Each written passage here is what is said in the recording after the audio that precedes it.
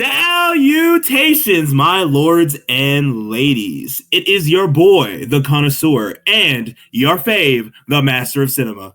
What's going on? Today, we are going to be talking about a childhood classic, a fan favorite. Imagine being basically somewhat of the rightful heir to a very powerful tribe of dragon hunters, but you feel like an outcast. You feel like nobody even wants you there. But then at one point in time, you do something unthinkable. And through that unthinkable act, you become best friends with the most powerful dragon there ever was. I think we already know what we're talking about, ladies and gentlemen. We're talking about How to Train Your Dragon, but not the classic cartoon. No. We're talking about the live action that we'll be going over today. First things first, let's just talk about the movie in general. What was our overall thoughts? Machi, what did you think about the movie overall, though?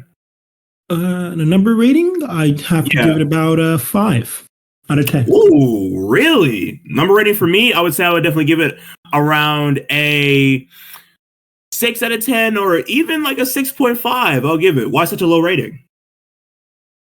Am I good to go into spoiler territory or?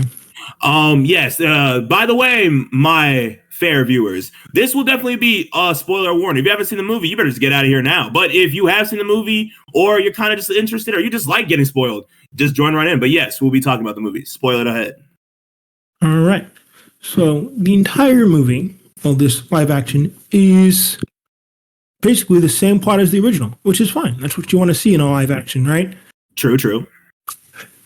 But it really just comes down to the acting and presentation of the entire movie. It was not nearly as good or grand as the original that it's trying to copy. Fair to say that, but I will say this, as in my kind of idea of the rendition, yes, it was somewhat of a little bit of a carbon copy. There were some parts in it I didn't like. Hence, like, I feel like one thing in particular I didn't like is that I feel like they didn't really try to do accents for anybody else. Mm-hmm. They just only had Hiccup's dad have his accent, and that was it.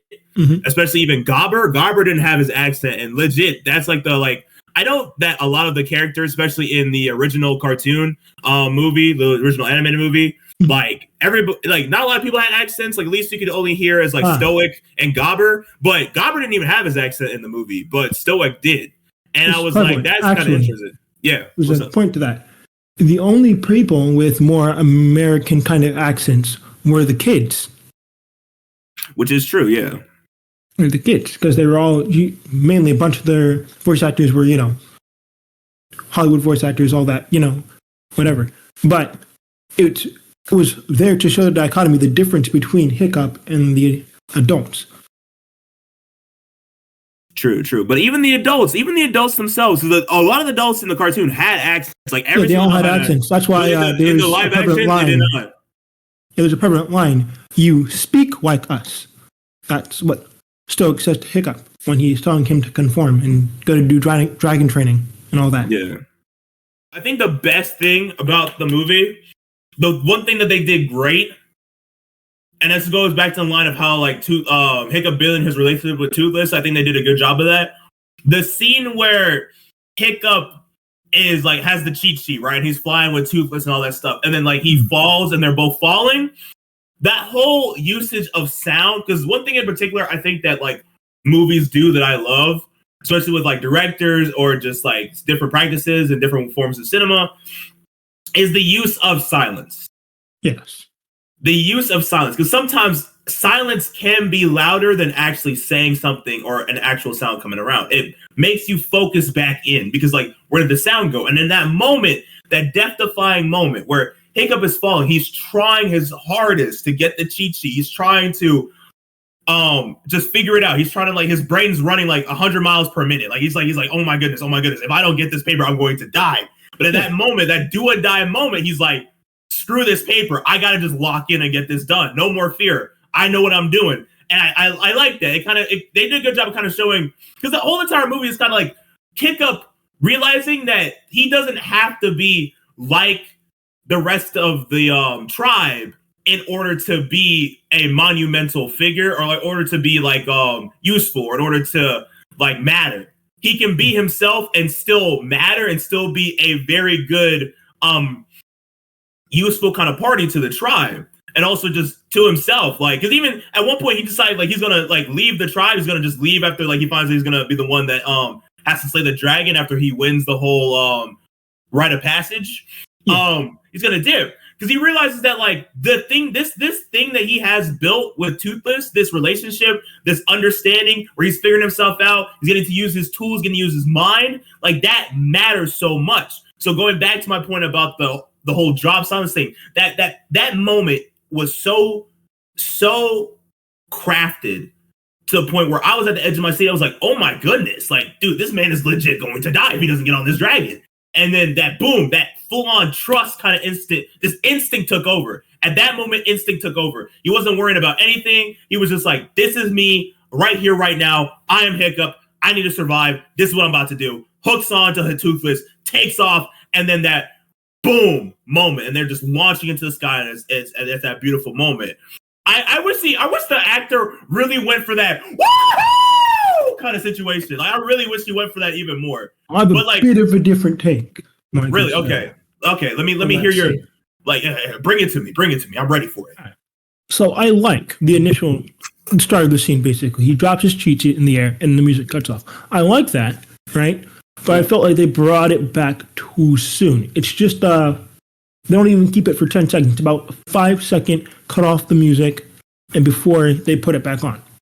Mm-hmm. It was weird. That's what it felt like, specifically, right? Because it felt like they were just doing that. I like that they did it, but it only felt like they did it to be a bit more creative and different. Okay. That's how that scene started, right? And that was fine. Uh-huh. That was fine. Because if you go back to the original, it's more of a tense. There's the specific soundtrack they have in there. It's more of a, oh no, this is a bad moment that just happened, right? And it's still tense in there, mainly because of how the visuals show you it's tense. They do a lot of cutting in this remake of him falling down with Toothless, right? But it's more of a one shot in the original of just this terrible moment happening on one thing. That keeps you in the moment more, which I thought was a bit more tense for me, right?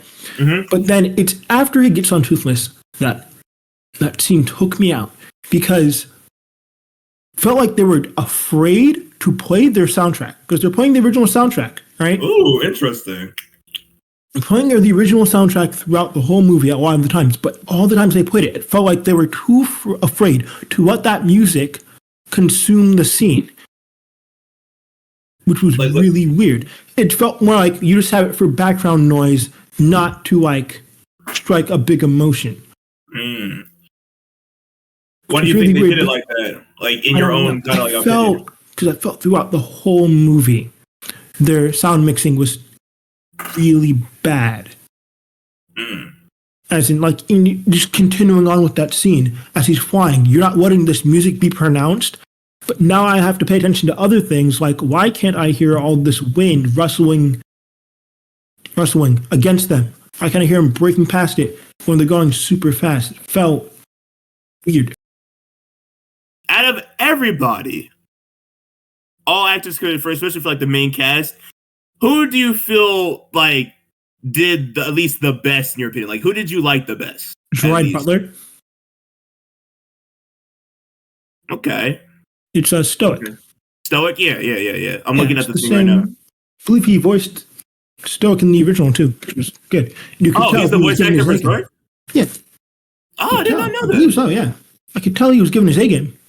Hands down, they didn't do Stoic wrong. They did not do Stoic wrong in this movie. That I will agree with you. For me, it would be either Stoic or, I'm not gonna lie to you, I'm gonna give the person who played Astrid, Nico Parker. She did a good job with Astrid. I'll give her that. Like she did a good job. I'll even say Hiccup's character, the guy who plays Hiccup, Mason Thomas, he did a good job too. Like all three of them were the top tier for me. For me. I'll even give some props to the guy that played Nick Cross, the guy who plays Gobber. Yeah. Even though he didn't really have Gobber's accent, he still fit because with the montage, they kind of gave Gobber his flowers. They kind of showed a little bit of like Gobber training everybody, showing them a little bit here and there. Like, we don't get that in the cartoon. We get that in Race to Dragon's Edge, but so when seeing that in the movie and kind of seeing like Gobber kind of like teaching them here and there and like seeing like his value as like a person in the tribe and stuff like that, I was like, all right, you know what? I'll get that. Hands down, I can agree with you that Gerald Butler was definitely the top tier actor for this film. But I would say that hands down, the four of them definitely made this movie what it was. Definitely made this movie what it was. Yeah. They did a good job. They saved it. Any questions for me? Because I'm sorry, I feel like I've been like asking you more questions, so I'm trying to give you a break so you can give me some like any thoughts I have. Yeah, any questions for me? Now, the animation. What do you think about that? How they animated the dragons a lot. Hands down. But mainly with the character acting and stuff like that. Character acting. I feel like, okay. Bottom line, for the rest of the dragons, it just didn't hit. It just, and that's just crazy for me. Just for the rest of the dragons, especially like the when they start trying to like bond with the dragons, everything like that. Like, I don't know. It didn't really hit the same way it hit in the cartoon. The way that they did Toothless, with his abilities and everything like that, his like mystery, everything like that, especially when they dragged out the whole Hiccup learning how to talk to Toothless and vibe with him and everything like that. I think that they did a good job with that. One thing in particular that did irk me was the Hiccup realizing that Toothless has teeth when he first sees that Toothless doesn't have teeth and Toothless teeth come up. That I didn't like, because in the cartoon movie, it's like a shock. Like when Toothless teeth come out, it's just like he comes in a little cute, little like I'm a little precious little baby, and then zah, teeth are out, grabbing that fish. Like it literally looked like his like arm was literally about to get like bit off if he didn't back up in time. But like in the live action, it was just like it was just slow. It was just like a bite, dip, like that kind of like I didn't feel like I didn't like that. That I like to me that I was kind of like that just didn't work for me. My biggest problem, and it's really showing, what they're adapting is a 3D animated cartoon, right? Mm-hmm. So, which made it really easy for the dragon design, because that's going to translate over really well when you're doing a more live action thing, right? It's going to translate better than a 2D animated thing, basically. So they really had a bit of a leg up on that for his character model and all that. It's been talked about to death that, yeah, he just looks like the same. Right, which was fine. He looks similar. There's a bit of a difference, but like it's the same, just a different kind of art style now, right? Because live action, which is fine. But they couldn't get his character acting right at all. It's very empty. It's not. The movie doesn't really have a lot of character acting with Toothless, which really pissed me off because it doesn't get you a great sense of he has a lot of personality. Because Toothless has a lot of personality, and they just cut a lot of that.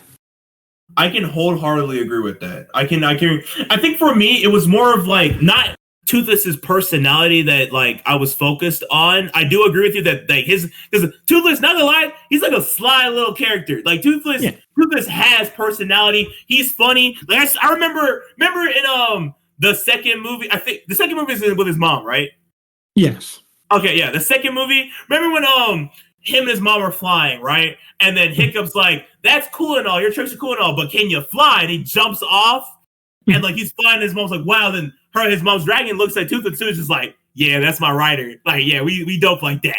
Like Toothless has that kind of energy, man. Like he's got that cool kind of like. The whole thing is that Toothless is a character in of himself, apart from Hiccup, and that these two characters mesh really well together, right?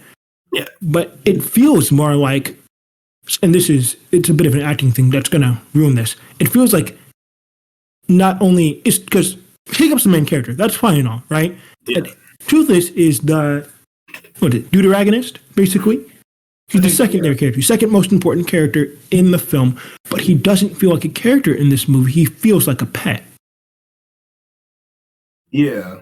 He feels like the gimmick, not a character in and of himself that makes choices and all that. There's always that whole dog is a man's best friend thing, right? And dogs have a personality as well, But I feel like they went too more. That's why I said like the dragons felt more like dogs and cats and actual like dragons. It's a bit of a thing that's lost in translation because, Yeah. in a lot of animated movies, it is natural to animate the faces of animals and all that to be more anthropomorphic, right? And all that. So you can clearly see that they're thinking, they're intelligent, they have ideas and all that.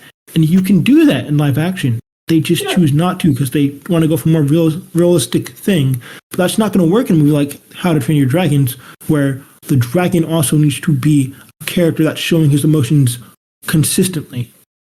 Viewers, let us know what y'all think in the comments below. Let us know what y'all thought about the movie. Let us know what y'all think about our ideas. Maybe some things you thought that you didn't like about the movie, things you did like about the movie. Give us any recommendations you have for movies that you want us to check out. We are the movie connoisseurs. Again, I am the connoisseur. We got the master of cinema over here. Yep, that's me. Come check us out again, like and subscribe. But until then, my fair viewers, I bid you farewell.